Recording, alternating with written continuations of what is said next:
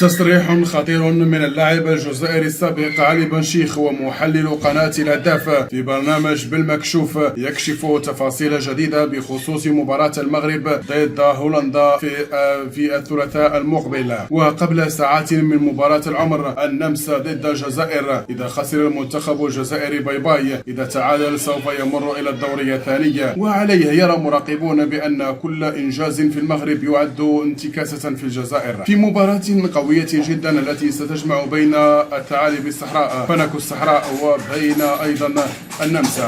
هناك من قال بأنها مباراة خارج الإطار، هناك أيضا من قال بأن الجزائر سوف تفوز، وهناك أيضا من قال بأن الجزائر لن تفوز. لكن علي بن شيخ كان لديه رد آخر وتجاه المغرب، قال بالحرف الواحد بأن المغرب بلد رائع جدا وسوف يفوزون على هولندا. لكن هناك من حرف تلك الأقاويل وقال بأن علي بن شيخ قال بأن المغرب سوف يخسر.